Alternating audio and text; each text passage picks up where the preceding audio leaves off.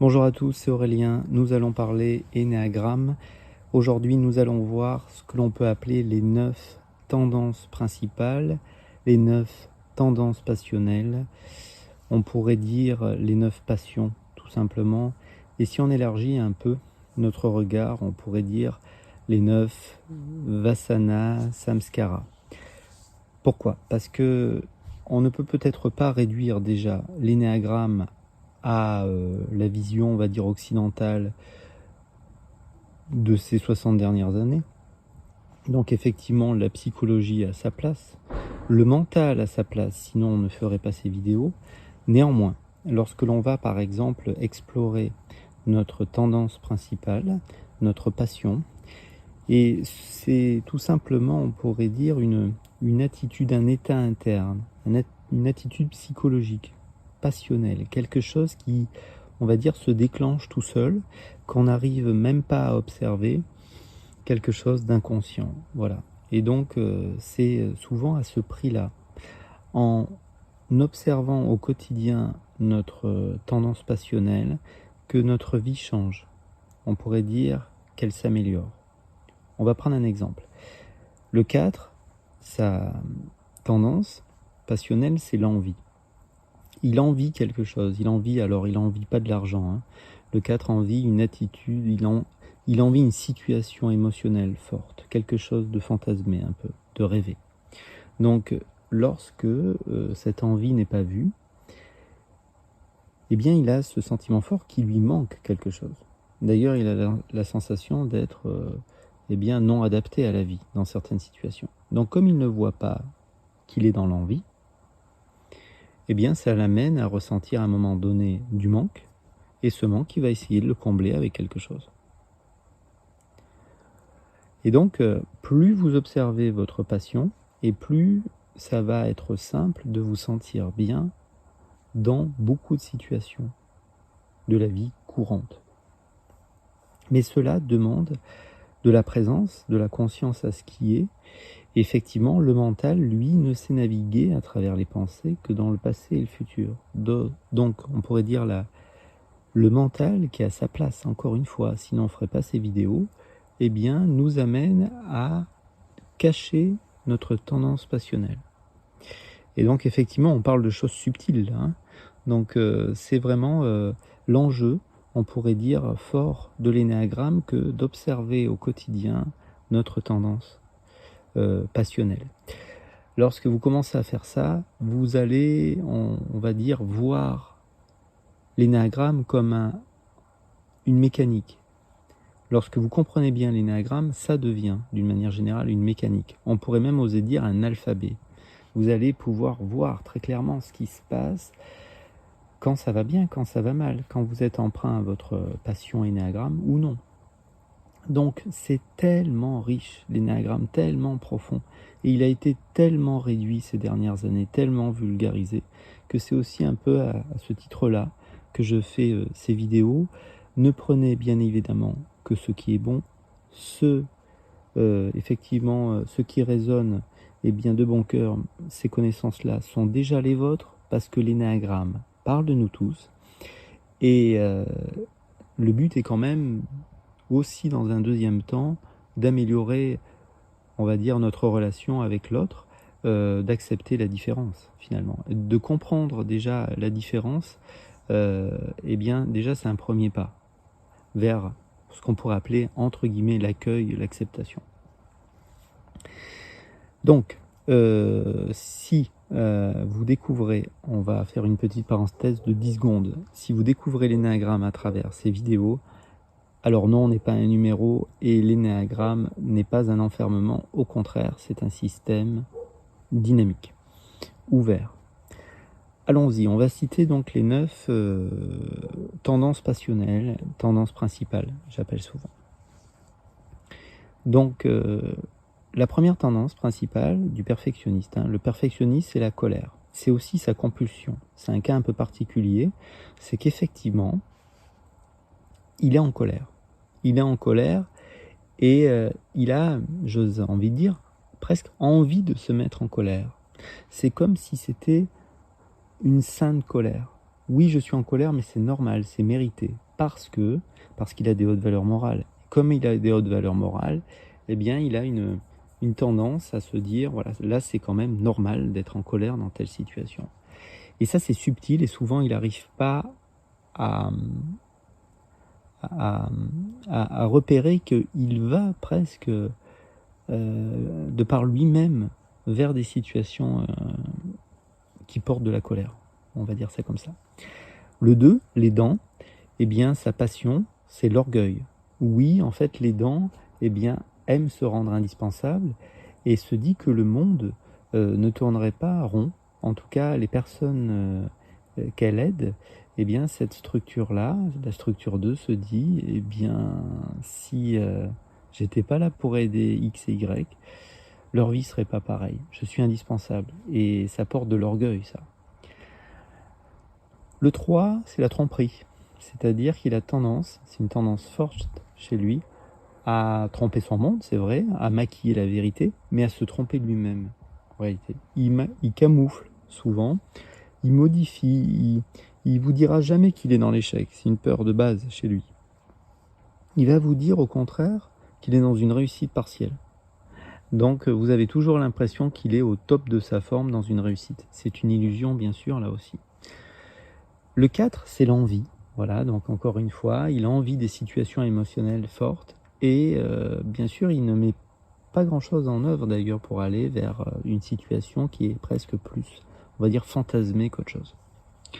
Le 5, sa passion, c'est l'avarice. Qu'est-ce que ça veut dire? C'est pas de l'avarice financière. Ça peut, hein, c'est vrai, mais c'est pas ça. C'est plutôt qu'il a une tendance à être dans l'avarice de lui-même, du partage. Il a une tendance forte à, c'est passionnel, encore une fois, de se mettre en retrait pour être dans une situation d'observation. Donc, plus il est dans une situation d'observation, plus il veut comprendre le monde, plus il se coupe du monde et plus il va ressentir, lui aussi, à sa manière, un manque. Voilà, un manque qui va essayer de gloutonner, il se désintègre en 7, avec effectivement ce mental qui veut remplir de connaissances. Le 6, sa tendance, et oui, c'est presque passionnel, il se fait peur. C'est vrai que son mental est beaucoup tourné vers le futur et il a une tendance forte à se faire peur, à penser à des choses qui font peur. Donc s'il pense à des choses qui font peur, comme notre esprit ne fait pas de différence entre ce qu'il imagine et la réalité, une fois que je me suis fait bien peur, eh bien il faut que j'arrive à sortir de ce cauchemar. Mais ça partait, encore une fois, d'une illusion. Et il en va de même pour les 8 autres structures. Ça part d'une, on va dire, d'une illusion, on va dire, créée par le mental, parce qu'effectivement, le mental, qui est un outil merveilleux, encore une fois, eh bien, à travers les pensées, ne sait naviguer que à travers le passé ou le futur. Et donc forcément, comme il navigue qu'à travers le passé ou le futur, et qu'il délaisse complètement la seule chose réelle qui est maintenant, eh bien forcément, à un moment, un état interne va commencer à apparaître. En tout cas, ça va m'emmener à avoir des comportements, des attitudes. Voilà. Si je ressens par exemple un orgueil fort, si je suis dans l'aide, ben j'en veux plus de ça. Donc je vais encore plus aider les autres, encore plus quitter la première chose réelle dans le présent, le corps. Hein, c'est vraiment une problématique chez le 2, c'est-à-dire qu'il ne veut pas reconnaître ses propres besoins. Mais d'une certaine manière, ses propres besoins, accueillir ses émotions, ses tristesses, ses colères, ses rages, ses injustices, ben c'est le propre de tous. En fait, le mental souvent nous cache, nous voile la réalité.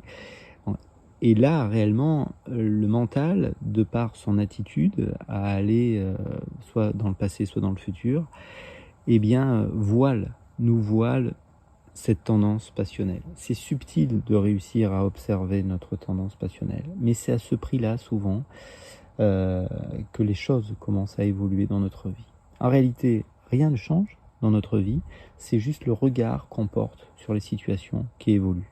Et c'est très important pour vivre cela, et donc pour commencer son chemin évolutif, de commencer tout simplement à être plus dans l'observation de soi-même. La tendance passionnelle du 7, la gloutonnerie, voilà, on peut l'appeler comme ça, cette tendance qu'il a pour tenir ses peurs en respect, et puis pour ne pas ressentir de malaise, de commencer à jouer avec les mots, avec les concepts, avec les plaisirs. il a une manière de raconter les choses. Et la manière dont il a de raconter les choses a tendance à camoufler un peu la réalité souffrante. Voilà, on pourrait dire comme ça. Donc à chaque fois qu'une structure 7 va être dans l'observation de ça, alors elle va devenir plus authentique, elle aussi, comme le 3, et d'une manière générale, comme les autres structures. Le 8, on dit parfois, si vous ouvrez la littérature de l'énéagramme, que c'est la luxure. On pourrait dire l'excès aussi. Alors souvent, la luxure est rattachée, on va dire, au plaisir de la chair. Et oui, c'est vrai qu'il a une tendance à dévorer la vie, hein, tout ce qu'il aime. Mais dans ce cas-là, pour moi, c'est plus, on va dire, une attitude de domination. La luxure, l'excès de pouvoir. Voilà. L'excès de domination. C'est-à-dire, il a tendance à vouloir dominer son environnement et il a une telle énergie, une telle force qu'il faut qu'il observe ce moment où il prend les choses en main alors que peut-être il aurait été préférable de laisser l'autre s'occuper de la situation. Donc là, on peut dire que c'est l'excès. Et puis, le 9, effectivement, c'est, on pourrait dire, la paresse. Alors, l'oubli de soi aussi, hein, je disais aussi. La paresse, ouais.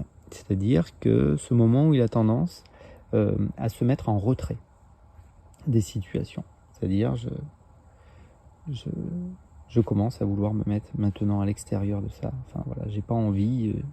C'est pas forcément que j'ai envie de faire l'autruche, mais ni d'être trop coulant, mais j'ai envie de me détacher de ça parce que je veux pas souffrir. Donc c'est là où on pourrait dire l'oubli de soi, une tendance à oublier tout simplement sa propre vie, l'enjeu dans les vies, dans la vie. Simplement, au lieu de s'occuper de soi, de ce qui est important, eh bien, ce retrait un peu, qu'on peut voir d'une certaine manière comme la paresse. D'où viennent nos tendances passionnelles? Eh bien, encore une fois, c'est une bonne question. Parfois, effectivement, lorsqu'une consultation est structurée autour de l'énéagramme et qu'on aborde la tendance passionnelle, eh bien, chez certains d'entre nous, c'est... Bien sûr, on ne va pas dire non, parce que la réponse est oui, mais c'est dur à observer, on ne va pas se mentir. Donc, il faut du temps, il faut peut-être laisser du temps au temps, et pour faire évoluer les choses. Mais à chaque fois que vous observez votre tendance passionnelle, et c'est aussi pour ça que je ne fais partie d'aucune école, parce qu'il y a une question interdite que je me suis permis à un moment donné de me poser. C'est très concret, c'est binaire, c'est terre à terre, c'est spirituel si vous voulez, mais cette question, je ne la retrouve pas ailleurs.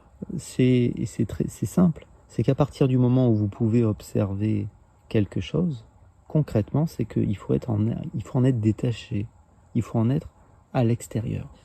Donc à chaque fois que vous voyez que vous êtes, par exemple 4, que vous êtes dans l'envie, que vous êtes dans la peur, que vous voulez commencer à vous gloutonner un peu tous les plaisirs, c'est que ce n'est pas vous. Vous pouvez vous dire « je suis dans l'envie, je suis peureux », ou alors vous dire « non, je suis en train de le percevoir ». Donc tout ce que je peux percevoir, et à quelque part, j'en suis à l'extérieur. Bien sûr, vous pouvez... Alors oui, on commence à ce niveau-là à tomber sur un mystère. Parce que pendant que vous faites cette vidéo, vous sentez vos jambes. C'est vos jambes, bien évidemment, mais en même temps, vous êtes dans ce qui perçoit les jambes. Et donc la question fondamentale, c'est où est ce qui perçoit que je ressens mes jambes? Ou que je perçois que je suis dans l'avarice, pour le 5, par exemple. Ou que je suis dans la colère.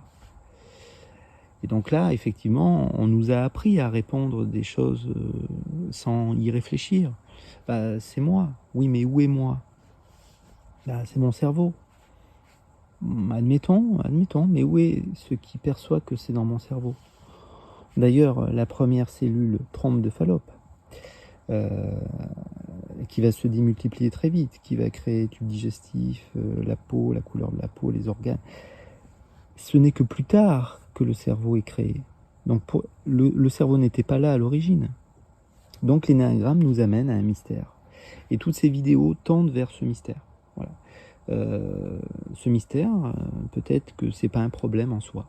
Bien sûr, pour le mental, c'est dur, parce que le mental veut mettre des mots sur tout, c'est comme ça qu'il se sécurise, hein. Mais pour la conscience que nous sommes, eh bien peut-être que ce mystère simple qui observe la vie, ce n'est peut-être pas un problème. Vous pouvez vous abonner si vous le souhaitez, mettre un petit pouce si vous voulez aussi, en espérant que ces vidéos, d'une manière ou d'une autre, vous apportent quelque chose.